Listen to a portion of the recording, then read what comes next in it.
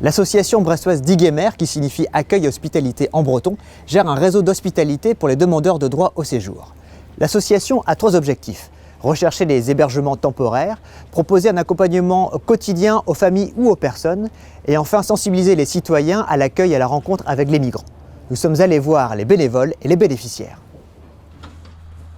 L'aventure de d'Iguemer est née à peu près en 2012, en l'été 2012, où nous avons découvert qu'il y avait des familles qui vivaient sous des tentes au port de commerce. Notre devoir en tant qu'association et puis de citoyens, c'est qu'il y a des gens qui sont là, on ne peut pas les laisser abandonner. On ne peut pas accepter surtout qu'il y ait des enfants qui dorment dans la rue à Brest ou en France. On reste quand même l'un des pays les plus riches du monde, quoi qu'on en dise. Nous nous occupons essentiellement de l'hébergement. Mettons les familles à l'abri en attendant qu'ils obtiennent un droit de séjour. Notre mission, nous, c'est d'équiper les hébergements de d'Iguemer.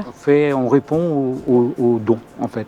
On est contacté par des gens de la région, de toute la région brestoise, pour des dons de literie, d'électroménager, etc., etc. De quoi équiper les logements, en fait. Et dans ce local, les gens viennent visiter pour les besoins, les familles qui ont des besoins.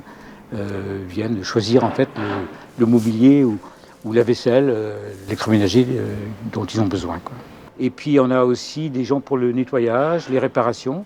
On manque de plombiers, on manque de carreleurs, on manque de techniciens, de menuisiers, etc.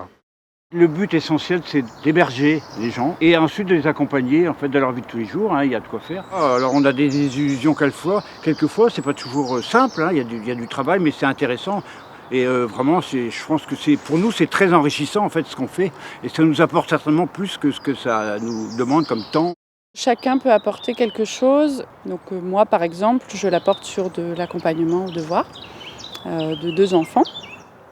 D'autres vont faire du bricolage, de l'accompagnement administratif. Chacun peut apporter quelque chose. Notre ville se doit d'être fraternelle et hospitalière. On épaule les associations telles que Sang pour un toit, justement, qui luttent pour l'inclusion de ces personnes. Donc pour assurer un accueil digne, parce que ces personnes ont droit à un accueil digne.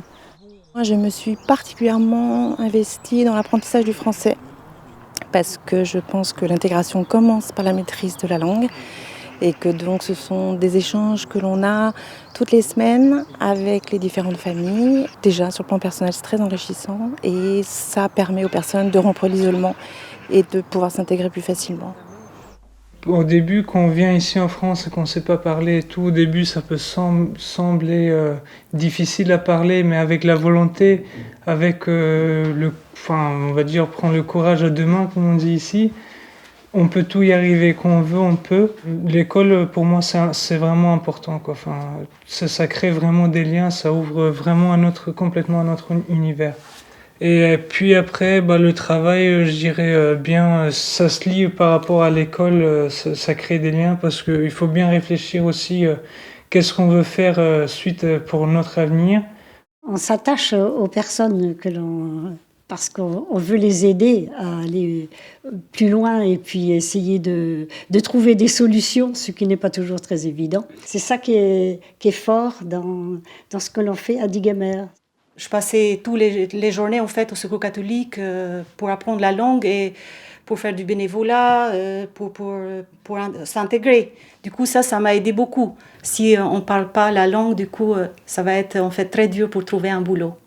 C'est primordial. Ça fait 2 ans que j'ai obtenu la nationalité française. C'est très important, parce qu'il me manquait que ça en fait par rapport à l'intégration. Les Bretons sont partis à un moment donné pour découvrir le monde. Et puis aujourd'hui, les Bretons aussi se mobilisent pour accueillir les gens qui viennent de l'étranger. Et vraiment une mobilisation assez extraordinaire. Ça fait en tout 250 personnes qui sont mises à l'abri par d'Iguemer.